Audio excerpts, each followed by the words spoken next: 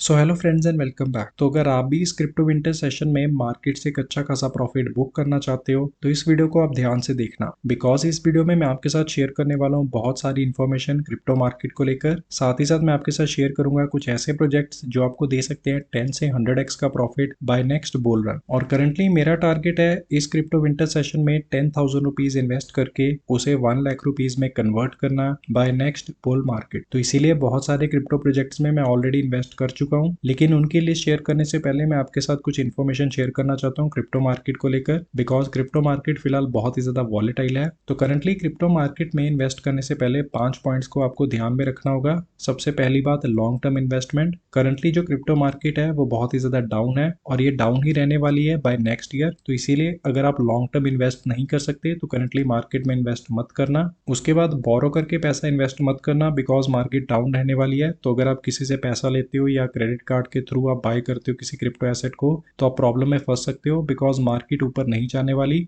तो crypto market down इस वजह से है बिकॉज जो इन्फ्लेशन है वो बहुत ही ज़्यादा इंक्रीज हो चुकी है। इन्फ्लेशन महंगाई होती है, तो कोविड के बाद जो महंगाई है वो बहुत ज़्यादा बढ़ चुकी है। तो इसीलिए जो यूएस गवर्नमेंट है उन्होंने डिसाइड किया है कि वो 0.75% इंटरेस्ट रेट हाइक करने वाले हैं हर एक मंथ टिल दिसंबर। तो टिल दिसंबर हर एक मंथ जो बैंक के इंटरेस्ट रेट है वो बढ़ने वाले हैं। तो इसका जो डायरेक्ट इम्पैक्ट होगा वो क्रिप्टो मार्केट और स्टॉक मार्केट पे हमें देखने को मिलेगा। तो अब इंटरेस्ट रेट हाइक होने से क्या होता है, जितने भी बैंक्स होते हैं उनका जो लोन वाला इंटरेस्ट रेट होता है वो भी इंक्रीज होता है। तो इससे होता है क्या, जो बड़ी बड़ी कंपनीज है जो लोन पे वर्क करती है वो बैंक से लोन लेना बंद कर देती है, बिकॉज इंटरेस्ट रेट ज्यादा होता है। तो जब बैंक से लोन नहीं लेगी कंपनीज तो वो काम कम करेगी। काम कम करने का मतलब होता है जो जॉब्स वगैरह होगी वो कम हमें देखने को मिलेगी कंपनीज में। तो इसीलिए हम धीरे धीरे रिसेशन की ओर बढ़ रहे हैं और बाय दिस ईयर एंड हम रिसेशन में एंटर हो सकते हैं। तो इसी वजह से जो क्रिप्टो मार्केट और स्टॉक मार्केट है वो डाउन है। तो अगर आप बोरो करके पैसा इन्वेस्ट करने वाले हो मार्केट में तो ऐसी गलती मत करना, बिकॉज ये जो बेयर मार्केट है ये कितना लंबा चलने वाला है ये कोई भी प्रिडिक्ट नहीं कर सकता।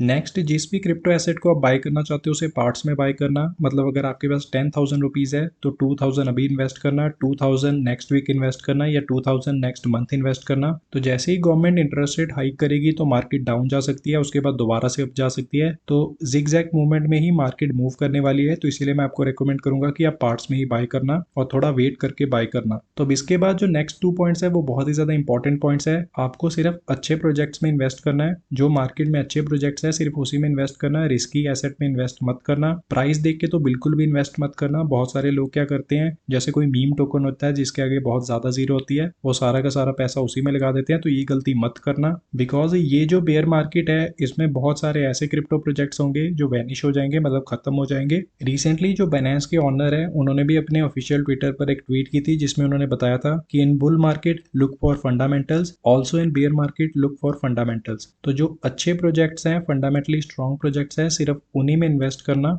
और लास्ट पॉइंट है मल्टीपल प्रोजेक्ट्स में इन्वेस्ट करना। तो अगर आपके पास 10,000 या 20,000 रुपीज है तो आप 3,000 करके या 4,000 करके 4 प्रोजेक्ट्स में या 2 प्रोजेक्ट्स में इन्वेस्ट कर सकते हो। एक ही प्रोजेक्ट में रिस्क लेने का मतलब होगा सारा का सारा पैसा आपका डूब भी सकता है। तो करंटली मेरा जो पोर्टफोलियो है मैंने उसे 4 पार्ट्स में डिवाइड किया हुआ है। सबसे पहले मैंने ब्लॉकचेन वाले टोकन्स में इन्वेस्ट किया है, फिर मैंने एथेरियम में इन्वेस्ट किया है, उसके बाद मीम प्रोजेक्ट्स में इन्वेस्ट किया है, साथ ही साथ मैंने मेटावर्स, वेब 3.0 और एनएफटीज में भी इन्वेस्ट किया है। तो अब ये सारे के सारे वो प्रोजेक्ट्स हैं जिन्होंने लास्ट बुल रन में एक बहुत ही अच्छा खासा प्रॉफिट दिया था या जिनमें हमें एक बहुत बड़ी मार्केट कैप देखने को मिली थी। तो अब यहाँ स्क्रीन पर आप देख सकते हो कि मैंने किन टोकन्स में इन्वेस्ट किया है। सबसे पहली जो मेरी लिस्ट है वो ब्लॉकचेन वाली टोकन्स की लिस्ट है। सोलाना, एवलांच, नियर, कावा, फैंटम, मैटिक, तो इन सब टोकन्स में मैंने इन्वेस्ट किया है। उसके बाद मैंने एथेरियम में इन्वेस्ट किया है, फिर माना और सैंड में इन्वेस्ट किया है। उसके बाद मैंने शिबा इनू और सेलर नेटवर्क में इन्वेस्ट किया है। तो सबसे पहले हम बात कर लेते हैं ब्लॉकचेन वाले टोकन्स की। तो यहाँ पर आप लिस्ट देख सकते हो, यहाँ पर मैंने प्राइस मेंशन किया है कि कितने प्राइस पे मैंने बाय किया हुआ है। तो 2300 पे मैंने बाय किया था सोलाना को। 5 टोकन्स मैंने बाय किए हैं जिनकी वैल्यू थी उस वक्त लगभग अराउंड 11,000 रुपीज। तो यहाँ पर मैंने सिर्फ रफ एस्टिमेट मेंशन किया है ताकि मुझे टैक्स वगैरह कैलकुलेट करने में ईजी रहे। सेम ही अमाउंट मैंने एवलांच में भी इन्वेस्ट किया है, बिकॉज इन दोनों ने अच्छा खासा परफॉर्म किया था लास्ट बुल रन में। तो एवलांच के मेरे पास जो टोकन है वो ज्यादा है, 10 टोकन है, बिकॉज इसका प्राइस कम था।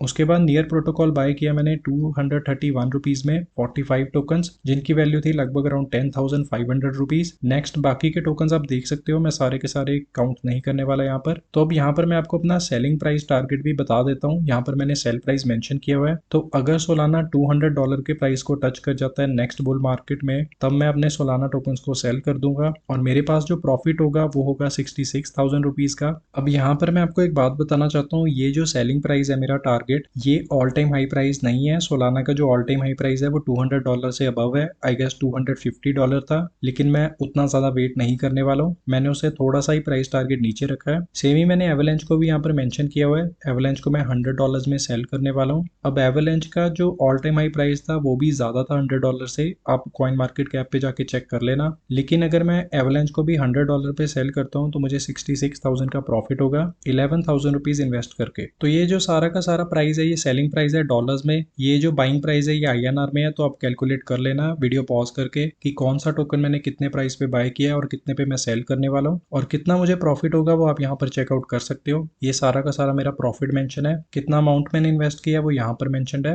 अब नेक्स्ट मैं बात कर लेता हूँ इथेरियम की। तो बिटकॉइन को छोड़ के मैंने इथेरियम में इन्वेस्ट इसीलिए किया है बिकॉज इथेरियम 2.0 लॉन्च होने वाला है और मुझे लगता है नेक्स्ट बुल मार्केट में जो इथेरियम होगा वो एक knew all time high price achieve करेगा। तो करंटली मैंने इथेरियम में 3,300 रुपीज इन्वेस्ट किए हैं। अगर इथेरियम $5,000 के प्राइस टारगेट को टच कर जाता है तो मेरी 3,000 की जो इन्वेस्टमेंट होगी वो लगभग अराउंड 17,000 रुपीज के करीब बन जाएगी। मैं और भी इथेरियम बाय करने वाला हूँ ओवर द टाइम। तो नेक्स्ट अब हम बात कर लेते हैं मेटावर्स टोकन्स की। तो मैंने माना और सैंड में ही करंटली इन्वेस्ट किया है। अब माना जो टोकन है वो करंटली मेटावर्स का लीडिंग टोकन है, तो इसीलिए मैंने इसमें इन्वेस्ट किया है। नेक्स्ट जो सैंड टोकन है ये बहुत ज्यादा पार्टनरशिप्स लेके आ रहा है मार्केट में, तो इसीलिए मैंने इसमें रिस्क लेने की सोची। सैंड टोकन भी एक अच्छा प्रोजेक्ट है और मुझे लगता है ये अच्छा खासा प्रॉफिट दे सकता है। करंटली मेरा जो सेलिंग प्राइस होगा माना का वो होगा $5 और जो सैंड का होगा वो होगा $6। माना में मैंने 7,000 रुपीज इन्वेस्ट किए हैं और सैंड में 8,000 रुपीज। तो अगर माना $5 के प्राइस को टच कर जाता है तो मुझे 42,000 या 43,000 के करीब प्रॉफिट होगा। सेम ही अगर मैं सैंड की बात करूं तो उसमें मुझे 55,000 रुपीज का प्रॉफिट होगा।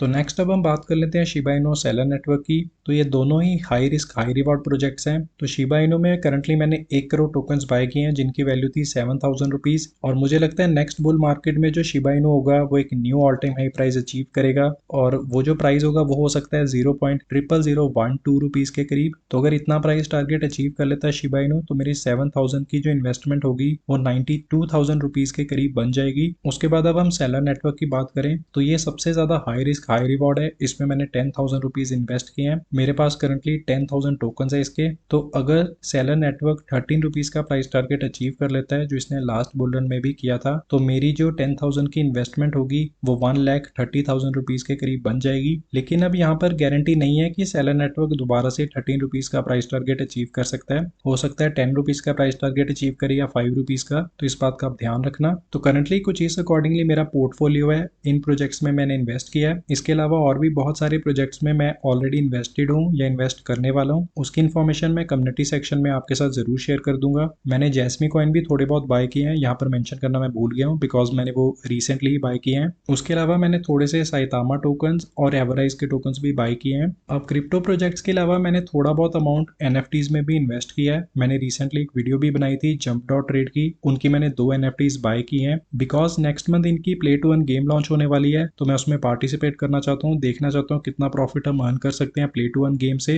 अब इनकी NFTs का सबसे बेस्ट पॉइंट ये है कि हमें कोई भी गैस फीस वगैरह पे नहीं करनी पड़ती, हम डायरेक्टली NFTs को बाय कर सकते हैं, सेल कर सकते हैं। अब जंप डॉट ट्रेड के अलावा मैं ओपन सी पर जाकर भी कुछ चीप NFTs बाय करने वाला हूँ। अब मैं उन्हीं NFTs को बाय करूंगा जो प्ले टू अर्न NFTs होंगी या जो पॉपुलर NFTs होंगी जो इजीली सेल आउट हो जाती है मार्केट में, उस अकॉर्डिंगली मैं इन्वेस्ट करने वाला हूँ NFTs में। तो कुछ इस टाइप का है मेरा पोर्टफोलियो। लेकिन वीडियो एंड करने से पहले मैं 2 बातें आपके साथ क्लियर करना चाहता हूँ। सबसे पहली बात, जो भी क्रिप्टो एसेट आप बाय करने वाले हो या होल्ड करने वाले हो उन्हें अच्छे क्रिप्टो एक्सचेंज पर ही होल्ड करना, जैसे OKEX है, बाइनेंस एक्सचेंज है या वजीर एक्स है। बिकॉज क्रिप्टो विंटर सेशन में होता क्या है, जो छोटे मोटे क्रिप्टो एक्सचेंजेस होते हैं वो बंद भी हो जाते हैं, तो इससे क्या होता है आपके जो टोकन्स होंगे वो फंस जाएंगे उन एक्सचेंजेस पर, आप अपना पैसा विड्रॉ नहीं कर पाओगे। तो सिर्फ और सिर्फ अच्छे क्रिप्टो एक्सचेंजेस पर ही अपने टोकन्स को होल्ड करना। उसके बाद अपना अपना क्रिप्टो टैक्स जरूर कैलकुलेट कर लेना। जिन लोगों ने ऑलरेडी बाय करके रखा है क्रिप्टो टैक्स कैलकुलेटर, अपनी डाटा शीट मेंटेन करके रखना ताकि आपको जो क्रिप्टो टैक्स कैलकुलेट करने में कोई भी दिक्कत ना आए। तो इस क्रिप्टो टैक्स कैलकुलेटर का लिंक आपको डिस्क्रिप्शन में मिल जाएगा।